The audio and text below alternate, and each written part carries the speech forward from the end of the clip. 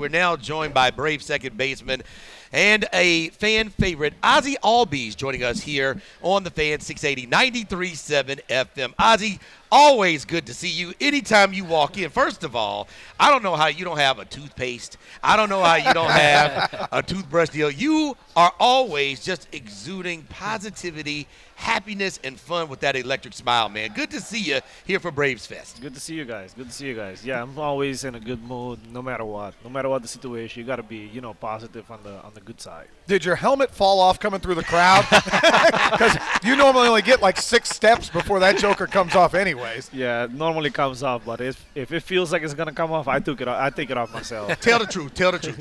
You wear that helmet the same size, the same way, your hairdo change, or you wear it a little loose so it falls off? No, I wear it tight. I think I do.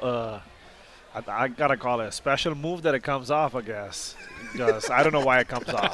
I promise you, it's the same size as my hat, the same size as all the other helmets. Talk about your offseason. Obviously the season didn't end like you guys wanted it and nobody wanted it to, and then you have to look back and say, hey, it didn't end the way we wanted to, but that was a fantastic year. Putting all that together, and as you get ready for spring training, where are you and how was your offseason?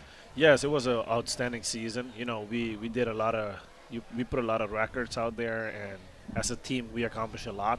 It didn't end the way we wanted, but end of the day, we played hard, and it just didn't come our way. And now getting ready for the new season, getting ready to go to spring, and be the best we can be for another great season this year, and go for the World Series. Does it feel like this is your 8th season already? Like, is time flying as fast for you as it is for us? Yeah, it's flying fast. Yeah. The other day we were sitting at the house talking about how many seasons and stuff. It went by in a blink of an eye. It's crazy. But fun at the other side of it, because you got to play baseball. I think it's the best sport in the world. Talk about how fortunate you feel, too, because you have been a part of a group that has stayed together, that has done a lot of winning together. You've already won a World Series. You look at this group together moving forward. How fortunate do you feel, like all these things that you have accomplished in your career? It's such a young – you're still just 27 years old. Yeah, it's great to, stick together as a team, and when something is working, just stick on it and stick with it. So, like they say, if it ain't broke, don't fix it. To me, it's, what all the goals and all the stuff we do before the season starts, and we kind of accomplish those during the season makes it more fun for me. I was going to say, growing up, you mentioned baseball being the best sport. Central America, Latin America, South America, the Caribbean, like really involved in playing baseball. Was that the only thing you ever thought about playing growing up, or was there soccer? Was there American football, basketball, anything in your future? I'm going to say it might not sound right, but I never was even knowing what baseball is till one of my friends back on the island said, hey, let's try baseball. Because we used to just have a broomstick with a tennis ball and hit that, in the yard in front of your house.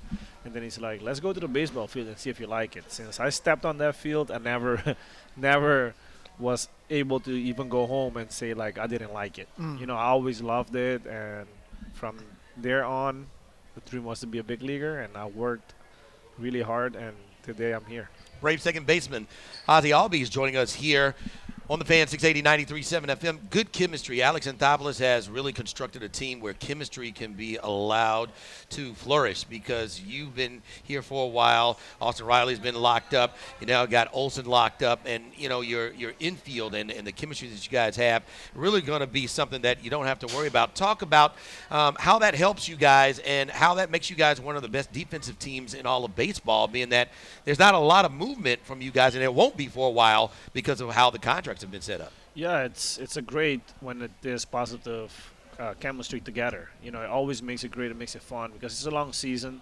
You don't really pay attention to it, but it's a good 8 months that you're gonna be spending together, and you want to be spending it together around people you like, people you love. And for us, the good chemistry makes it all together, and that's, I think, to me, I believe a lot in this. This is what makes the team special and makes the team win. When you look at the overall setup, Chris Sale coming in, another veteran. You have a new teammate in Jared Kelnick coming in, interviewing and introducing the new Braves to you guys. What's that like when you guys have such good chemistry, great love for one another, and then you have some new guys coming in and joining in trying to make another World Series run? Yeah, we met yesterday for the first time in person, and it was fun. Chris Hill and Jared Kelnick, everybody was fun together. Kelnick was offering me drinks and everything right away. This is amazing. This is fun. He's a fun guy, and we're happy to have him on the team, and we're just going to make it a great season. Ozzie Albies joining us here at Braves Fest. I'd be remiss if I didn't ask one of those guys you had great chemistry with is Ron Washington. And I think selfishly we were all sad to see Wash go because we wanted him here. I know you, but to see him get an opportunity to manage again at 70 years old, I'm sure you're still bummed to see him gone. It'll probably be a little quieter down there during BP. But just talk about the impact that he's left on this organization. The best impact ever. Before I got to the big leagues, he was already, he made it to the Atlanta Braves, and he always worked with me since day one. I remember doing surgery on my elbow. I had a fractured bone, and he came in the backfield. I was doing my running and stuff. He told me, "Hey, can you throw?" I said, "Not yet." He said, "Well, you can catch a ground ball, right?" I was like, "Yes, of course." So since that day that I first did his drills, I never stopped doing it. I still do it by myself, throwing balls against the wall. He left a big, positive chemistry here in the Atlanta Braves organization, and we're going to miss him a lot. But at the same time, I'm really pumped and happy for him that he got a job, and he wanted to do what he wanted to do is manage. And to me, I'm happy for him. I'm excited for him. And, he's 71 years old, and for his age and what he does, I respect it a lot. I always tell him, hey, I will go on my knees and tell you I respect you, because what he does is not easy. How much do you think just who you are and your personality is needed? It's a long grind from spring training all the way to the end of the season and the postseason. There are ups and downs. Guys are hurt. Guys have good days and bad days. But you genuinely just have a very infectious personality. How much do you think that's needed just in sports, but also for the Atlanta Braves, where you can be that positive guy that can pick guys up when maybe they really need that on a time in a season where they can really be better for it? Yeah, you need guys to pick you up. Big time. Not just like if you miss an important AB where you should have drive the guy in and they pick you up, but in general, like there's weeks where there's a player that doesn't feel good. He doesn't get a hit. He doesn't catch a routine fly ball he's supposed to catch. Things happen in baseball. It's a sport. You're gonna have failure and then you're gonna have success. So I remember last year there was a time where Michael Harris was a little shaky, and I remember he wasn't feeling the best. You kind of see in his face he was a little sad, worried, and he should, because he's not doing what he normally does and what he's supposed to do. So we kind of had a little chat about it. Ozuna told me, hey, this and that, and after that, I guess he was one of the hottest hitter in the league. So sometimes you just need a hug. You just need a, hey, I got you, like something small can make a big impact. We need that in radio too. We have a tough we have a tough life. We need a hug. Hey, I'm saying you need it in general, like right. Even in life with families, whatever situation it can be. You just need a little, tough hug, or even, hey, I'm sorry. Like something small can, help a lot. You do something that not a lot of people do in baseball, and that's hitting from both sides of the plate. How much work is that? A lot of work. Remember, if I take 200 swings on the right side, I have to take 250 on the left side because I'm not naturally lefty. Mm-hmm. So to me, it's tough to do it, but you got to make it easy. So don't try to do too much. Just have fun with it. Don't stress yourself about it. To me, it's especially early when I start hitting again. Most people start hitting and look for results immediately, and you can't look for results if you're trying to be better at what you're doing. So to me, start off the tee, I got to hit, let's say, 50 swings going up. I have to do it both sides. If I go soft toss, I got to do it both sides. Everything is both sides because I want to be better at both of the sides. I don't want my lefty to be really good and then my right hand gets bad, or I don't want my right hand to be good and my lefty gets bad. Did you make a conscious decision growing up to do that? Like, because I played growing up and I could only hit right-handed. I never even thought about it. So with me, I was always right-handed, and when the Braves first approached me, they asked me, hey, we want you to be a switch hitter, and use your left side because you're small and you're fast. I mean, I don't know if I'm fast right now. No, But you're fast. Yeah. I used to be super fast when I was like probably 130 pounds, I guess, and 5 feet. Right. But they told me, hey, you gotta be a switch hitter because you can slap the ball and put the ball in play, bunt, and get a base hit, get on base to score runs for the team to win.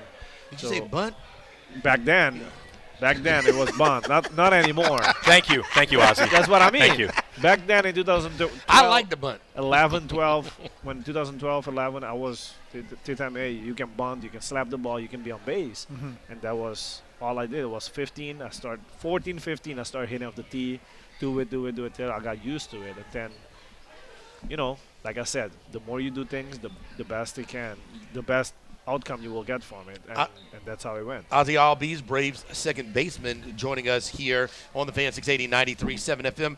How about the growth? Your growth as a player and the growth of Ronald Acuna Jr. When you watch him start off as a young phenom and he had big aspirations, so did the city and all the fans, and then he gets injured. He comes back and he's not all the way right. Then he got all the way right last year.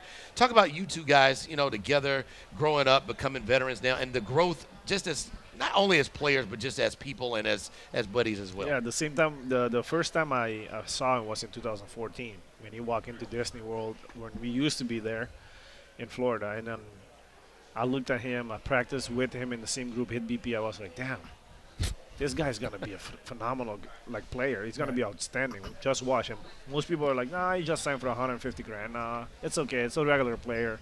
And I'm like, no. What I'm seeing this guy do in BP, like anybody can hit a ball 500 feet in BP, but the way he does it, like he's not pulling the ball. He's going dead center and he's going up. I was like, damn, that's like a gift from God, because it's not easy to see a guy go on his knees and hit a 440 feet homer. Like it's nothing.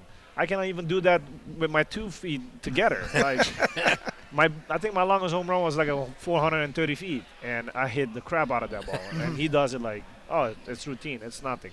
So I was like, damn, this guy is gonna be outstanding player. And we know today he's an MVP. He can hit homers pole to pole. He's amazing. And to me, we are great. We are great friends. We always talk. We always communicate. When he doesn't understand something, he always comes to me. I try to help him the best I can all the time. Were you guys in awe like we were as fans? I mean, 40-70. If this time last year, I remember we had you guys, and you said you were going to combine to steal, I think, 110 bags. He did it all. He did it. But I mean, 40-70, like something that's never happened in 150 years of this game. Let me be honest. I was hitting, and every time I see him going, I'm just going to take the ball. I'm just gonna take the pitch. Like it can be the best pitch on earth, fastball 90 miles an hour, right in the middle of the zone. I'm taking, because I'd rather hit with him at second than at first. If I hit a single, it's a run. If I bloop one, it's a run. If I'm no outs, I can move him over and let Riley or Olsen behind me do his thing. So, to me, what he did was unbelievable. Like, if he didn't win the MVP, I would have been really mad at whoever makes those choices. But what he did is one of one. You never see that in probably 100 years from now. Okay, real quick, before you have to get going here, but I do have to throw this out there because I've mentioned this on the air. I've mentioned it on the podcast. I don't know how much you guys put in these preseason, the rank. The second year in a row, this guy is not listed by MLB as a top 10 second baseman in the game. It is an absolute joke. It's an embarrassment. I'm not even going to ask you, but we appreciate what you do. The fans here know how special I like it. It gives me more. To me, I guess it makes me go be better than I was last year. To me, it hypes me up. Like, I'm not going to even fight about it. The last 2 years, I've quote tweeted. I said, did Ozzie Albies retire? Like, what am I missing I saw that. Ridiculous. I don't mind it. I'm just going to go. You guys know me. Go play hard. Go be the best I can be for the team so you can win. And that's all matters to me. We'll let you go. I'll let you go with this. I don't know if you remember this story. There's a great story about you and just a part of why you're loved. My dad told me a story. One of his buddies that goes to church with him said he saw you in one of the local establishments, said hey to you, sat down and ate, and when he got up to go pay the bill, you had already taken care of it. And you talk about, in these days and times where some athletes, think they walk on water or look down. That kind of story is the kind of thing that will resonate with somebody for years. So just wanted to let you know that was not, something that was not unnoticed, and that just speaks to your character, what you're doing when people aren't looking when you're on the field. Thank you. By the way, we're going to go to see Elliott, so if you want to, bring your credit card. That benevolence will be appreciated here as well.